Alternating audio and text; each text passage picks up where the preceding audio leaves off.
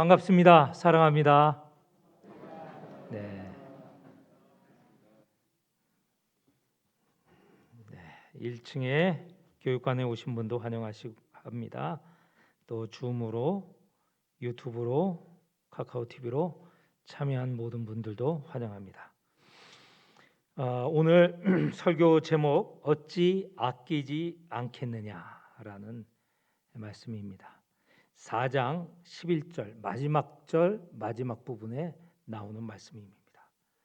누구를 아낀다는 뜻인가요? 여기에 보면 니느웨 12만 명과 많은 짐승들을 아끼신다, 사랑하신다라는 뜻이죠.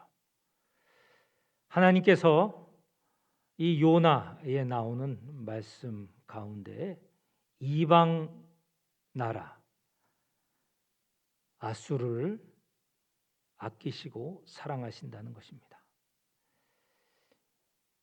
이 말씀을 우리가 이 제목의 말씀을 이해하기 위해서는 요나 1장서부터 4장까지 전체로 이해를 해야 됩니다. 오늘은 그래서 주일 하루이지만 요나서 1장부터 4장까지 다 한목에 이해한다라고 생각하시고 잘 들어주시기를 바랍니다. 이 말씀이 나온 배경, 역사적 배경을 먼저 알아봐야 되는데요. 요나가 다른 성경 말씀에서 나옵니다. 열왕기 하 14장 25절에 보면 요나의 이름이 나와요. 요나는 여로보암 때에 활동하였던 선지자입니다. 그러니 지금으로부터 생각해 보면 여로보암 왕이 2750여 년경 전에, 그러니까 2750년 전에 여로보암이 활동했거든요. 그러니까 요나는 그 당시에 활동했던 그런 선지자라는 것을 알 수 있습니다. 이때는 이스라엘을 위협하던 아수르가 있었던 시기입니다. 아수르는 강한 나라였습니다. 제국이었습니다. 자주자주 이스라엘을 침공했어요. 그래서 이스라엘은 누구보다도 아수르가 원수였던 나라, 적대국이죠. 적국이었습니다. 그런 시기에 이 니느웨, 오늘 성경에 나오는 니느웨는 아수르의 큰 도시였습니다. 나중에 가면 아수르의 수도가 됩니다. 여기서 니느웨의 왕이라고 하는 것은 아수르 제국의 왕을 말하는 것이죠. 이렇게 아수르가 그리고 니느웨로 대표되는 이 이방 나라가 이스라엘을 위협하던 시기에 하나님께서 요나를 통하여서 이 말씀을 주셨습니다. 1장에 보면 하나님께서 요나에게 이런 사명을 주셨어요. 너는 아수르 니느웨, 이제 앞으로 니느웨라고 말씀을 드리겠지만 니느웨에 가서 회개를 선포하고 그들이 내게로 돌아오도록 하라. 그런데 이 사명을 받은 요나는 하나님의 말씀대로 따르지 않았어요. 아수르 니느웨는 이스라엘로 보면 북동쪽에 있는데 그 북동쪽으로 바로 요나가 가야 되는데 요나는 그와 반대인 남서쪽으로 내려가기 시작했어요. 하나님의 말씀에 거역하는 것이죠. 그래서 욥바라는 도시로 갔습니다. 욥바는 항구입니다. 항구 도시인데 거기서 어떻게 할까 보니 거기서 다시스로 가는 배가 있었어요. 다시스는 저 멀리 스페인 지역의 도시인데요. 그 당시에는 저 세상 끝에 있는 도시죠. 욥바에서, 다시 말해서 이스라엘에서 다시스로 가는 것은 멀고 먼 길입니다. 그런데 그쪽으로 가기 위해서 배를 탔습니다. 하나님의 명령을 따르지 않는 이 선지자의 모습이죠. 이스라엘의 선지자들은 어떻습니까? 하나님의 말씀을 지키기 위해서, 그 사명을 감당하기 위해서 자기의 목숨까지도 바친 사람들이에요. 많은 고난이 있을지라도 그 고난 넘어서는 사람들이에요. 많은 선지자가 그랬습니다. 엘리야 선지자요, 목숨을 걸고 바알 선지자들과 다투었죠. 예레미야 선지자 목숨을 걸고 하나님의 말씀을 증거했어요. 그런데 요나는 그 선지자들과 달리 하나님의 말씀을 듣지 않고 거역하고 도망가고 있는 것이죠. 배를 탔습니다. 그런데 그 바다에 풍랑이 일기 시작했습니다. 1장에 보면 그 풍랑의 정도가, 강도가 달라요. 처음에는 폭풍우가 쳤다. 그런데 점점 폭풍우가 더 커졌다. 또 다른 부분에 보면 점점 더 폭풍우가 쳐서 배가 위태롭게 된 것이죠. 우리는 알지만 그렇게 배가 위태롭게 된 것은 요나가 하나님의 말씀을 거역한 것 때문에 그렇습니다. 요나는 배에 타서 어디까지 내려가냐 하면 배의 가장 밑부분, 밑창까지 내려갑니다. 그리고 거기서 아예 하나님 말씀을 듣지 않으려고 깊은 잠에 빠집니다. 요나가 얼마나 멀리 가는지, 하나님을 피해서 가는지 우리 알 수 있죠? 그런데 하나님께서 말씀드린 대로 폭풍우를 내리셨습니다. 배에 탄 선장과 선원들은 큰일 났습니다. 배가 뒤집히거든요. 그래서 그들은 자기들의 하나님, 이방인들로 구성된 선원들이었기 때문에 자기 하나님, 자기 신들에게 구했어요. 제발 이 폭풍을 가라앉혀 주십시오. 살려 주십시오. 그리고 배에 있는 짐들을 다 바다에 던졌습니다. 배를 가볍게 하게 하기 위하여서. 그래서 이 폭풍을 잘 견디기 위해서 짐도 다 내버렸습니다. 그래도 가라앉지 않아서 사람들을 찾아다닙니다. 너희 하나님들께, 선원 말고 승객들이 있지 않겠습니까? 너희 하나님께 기도하라. 그러다 보니 선장이 배 밑창까지 내려와서 잠자고 있는 요나를 발견했어요. 지금 다들 죽겠다고 기도하고 있는데 잠자고 있는 요나가 있어 깨워서 너는 웬일이냐? 그러면서 요나에게도 기도하라고 요청을 합니다. 그런데도 배가 지금 갈 수가 없어요. 폭풍우는 점점 더 강하게 일어났기 때문에 그렇습니다. 그래서 선원들이 제비를 뽑게 되었어요. 도대체 누구의 잘못 때문에 이런 위험한 일이 일어나게 되었는가? 제비를 뽑았는데 요나가 딱 걸렸습니다. 요나가 그들에게 말합니다. 1장 12절이요. 나를 들어서 바다에 던지시오. 그러면 저 바다가 잔잔해질 것이요. 바로 나 때문에 이 폭풍이 닥쳤다는 것을 나도 알고 있어. 그러면 선원들이 당장 요나를 붙잡아다가 바다에 쳐넣을 것인데, 이 선원들은 이방인이지만 마음이 넓은 사람들이에요.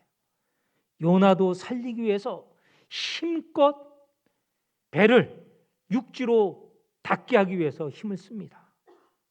헛일이죠. 그래서 그들은 방금 요나가 자기 때문에 그렇다라고 하니 요나의 하나님 여호와 하나님께 그들이 오히려 여호와 하나님께 간구해요. 기도해요. 여호와 하나님 빕니다. 우리를 살려주십시오. 그래도 되지 않으니 요나를 들어서 이제 어쩔 수 없이 바다에 던졌습니다. 바다가 잔잔해졌습니다. 요나는 바다에 빠졌죠. 그런데 하나님께서 그 요나를 어디까지 이끄시느냐? 마치 물고기를 보내어 주셔서 요나를 삼키게 하셨습니다. 그 물고기는 깊은 바다로 나아갑니다. 2장에 보면 그 깊은 바다, 산의 뿌리까지 내려간다고 했어요. 그러니까 바다 깊이까지 내려가게 되었습니다. 그리고 어디까지 이르게 됐느냐? 수월에 이른다는, 지옥에까지 이르게 되었다는 것입니다. 그 가운데 요나는 기도를 하였습니다. 물고기 뱃속에서 하나님께 간절히 기도했습니다. 하나님께서는 2장 10절에 보면 그 물고기에게 명하여셔서 요나를 육지에다 뱉어내게 하셨습니다. 사흘 동안 있었죠. 이 사흘 동안에 물고기 뱃속에 있다가 다시 살아난 것 아닙니까? 그래서 요나의 이야기는 예수님이 사흘 만에 살아난다는 것을 비유한다는, 예수님의 살아남을 요나의 이 물고기로 자주 비유를 하시죠.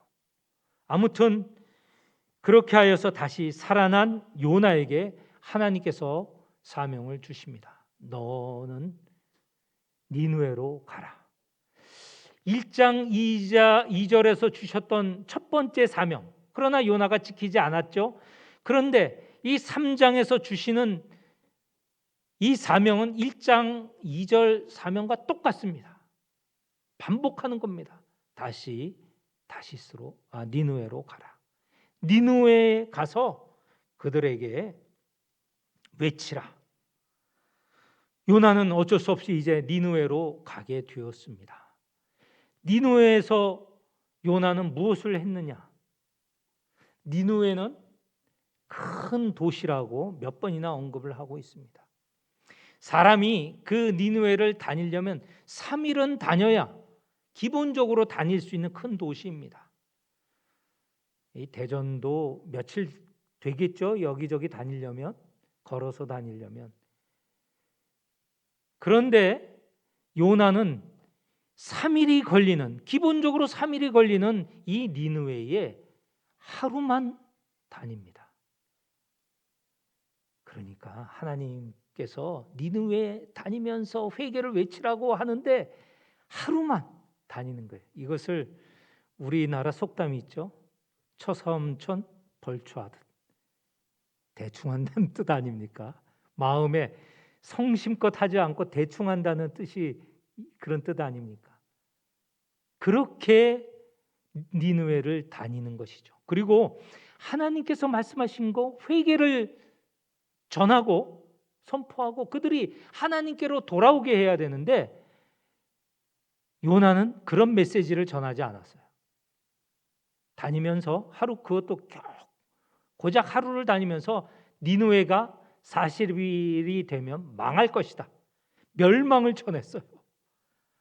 그러니까 하나님의 말씀을 전혀 안 지키는 것도 아니고 성심껏 지키는 것도 아니고 그냥 대충 하는 것입니다. 그런데도 니느웨는 놀라운 일이 생겼습니다. 이렇게 전하는 이 메시지를 듣고 니느웨 왕서부터 시작해서 대신들 그리고 평민들 저 밑에 짐승들까지 다 회개하였습니다.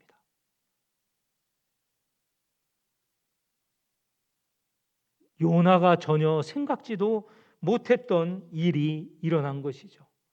어떻게 일어났습니까? 니느웨의 왕, 아수르의 왕은 이렇게 회개를 하였습니다. 그가 앉았던 왕좌, 용상에서 내려와서 제위에 앉았습니다. 제위에 앉는다는 건 뭡니까? 이 물건을 태우고 남는 것이 제 아닙니까? 그 당시에 제위에 앉는다는 것은 회개를 말하는 것인데 회개의 모습을 보였죠. 그리고 왕이 입는 왕복,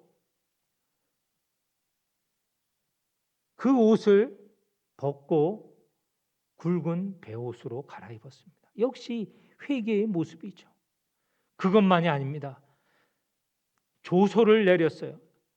아수르 전역에 임금의 명령을 내렸습니다. 모든 대신, 백성들, 심지어는 짐승까지도 먹지 말라, 금식하라. 물도 마시지 말라. 금식하는 것이죠. 그리고 옷을 베옷으로 갈아입으라. 그들은 왕의 말에 복종하였습니다. 순종하였습니다. 회개의 모습을 보인 것이죠. 그런데 뿐만 아니라 이들은 놀랍게도 말과 그 외형만, 모습만 바뀐 게 아니고 그 속이 바뀌었습니다. 아수르 그러면 드러나는 것이 이 폭력입니다. 그들은 힘을 가지고 주변 나라들을 정복하고 사람들을 죽이고 그리고 지배하였는데 그 모든 폭력을 버리고 힘을 버리고 하나님께 돌아왔다는 것이죠. 3장 8절에는 이렇게 하였던 것입니다. 사람이든지 짐승이든지 다 굵은 베옷을 입을 것이요 힘써 하나님께 부르짖을 것이요 각기 악한 길과 손으로 행한 강포에서 떠날 것이라. 이 강포가 폭력이거든요. 그렇게 실제적인 나라의 모습 또 사람들의 삶이 바뀌었다는 것이죠. 다 놀라지 않았겠습니까? 특별히 요나가 놀랐겠죠. 어떻게 내가 건성건성 전한 이 멸망의 메시지를 듣고 저렇게 회개하는가 깜짝 놀랐겠죠. 하나님은 이렇게 회개한 아수르를 니느웨를 용서하셨습니다. 우리가 읽은 본문 4장 1절 앞에 바로 앞에 있는 3장 10절에 이렇게 그들이 회개하였고 하나님은 용서해 주셨습니다. 하나님이 그들이 행한 것 곧 그 악한 길에서 돌이켜 떠난 것을 보시고 하나님이 뜻을 돌이키사 그들에게 내리리라 말씀하신 재앙을 내리지 아니하시니라. 용서해 주셨습니다. 이렇게 해서 끝날 수도 있는데 이제 남은 게 누가 남아 있냐면 요나가 남아 있습니다. 요나 하나님 첫 번째 명령 거역했죠. 둘째 번째 명령 건성건성하여 오지 않았습니까? 아니 자기가 전한 이 메시지가 니느웨에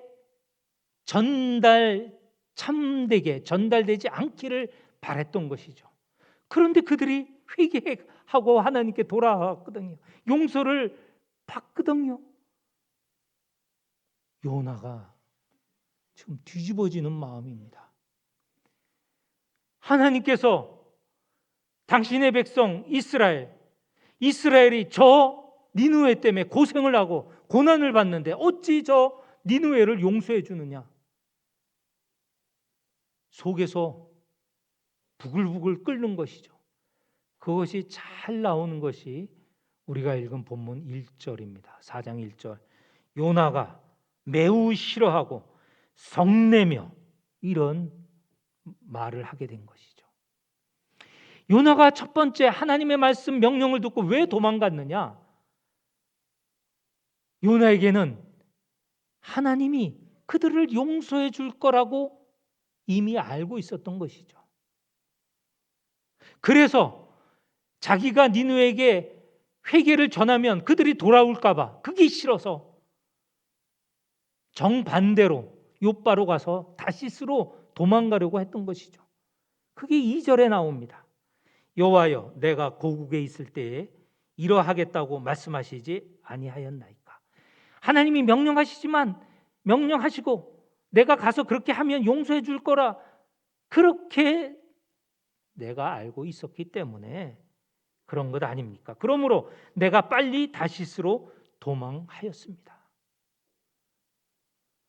그리고는 하나님의 그 큰 은혜와 사랑을 비웃듯이 말해요. 사실 이 요나가 지금부터 말하는 이 내용은 하나님의 성품의 가장 기본적인 성품을 드러내는 말씀이에요. 구약의 중심절이라고 하면 이 말씀이에요. 이 말씀이 출애굽기에도 있고 시편에도 있고 여기저기에 나타나는 하나님을 드러내는 말이에요. 제가 읽겠습니다. 주께서는 은혜로우시며 자비로우시며 노하기를 더디하시며 인애가 크시사 뜻을 돌이켜 재앙을 내리시지 아니하시는 하나님인 줄을 내가 알았음이니이다.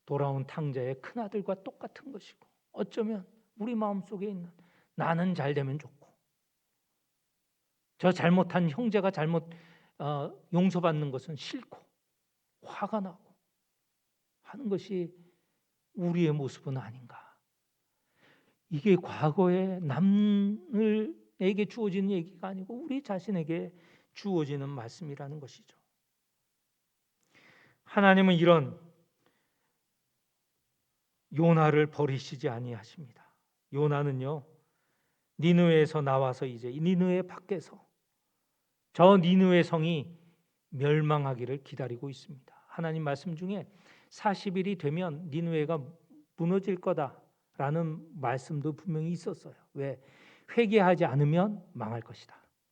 근데 회개했잖아요. 그런데도 이 요나의 관심은 회개하지 않으면은 그것은 거기에 초점을 두고 40일을 기다리고 있는 거예요. 니느웨 밖은 뜨겁습니다. 낮에는 햇볕이 내리쬐고요. 또 사막 바람이 얼마나 뜨겁습니까? 그런 상황에서 저 니느웨가 망할 것을 지켜보고 있는 요나에게 하나님께서는 박농쿨을 주셔서 박농쿨 넓은 잎 그늘에 쉬게 하셨습니다. 그리고는 또 요나에게 교훈을 주기 위해서 어떻게 하십니까? 벌레를 보내셔서 박농쿨이 시들게 하였습니다. 그랬더니 가리워주는 그늘이 없어진 거예요. 이렇게 되니 또 요나가 그 화가 분출합니다.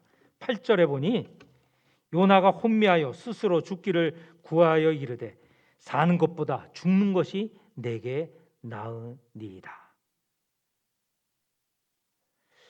하나님께서 요나에게 묻습니다. 왜 이 박농쿨 하나로 성내고 또 성내느냐 그랬더니 요나가 성내어 죽기까지 할지라도 그렇게 죽고 싶습니다. 이 말씀에 이제 하나님께서 주시는 말씀 10절 11절이 지금까지 길게 설명한 것의 결론입니다. 이것을 위해서 앞에 설명을 드린 겁니다. 우리가 10절 11절 함께 같이 읽도록 하겠습니다.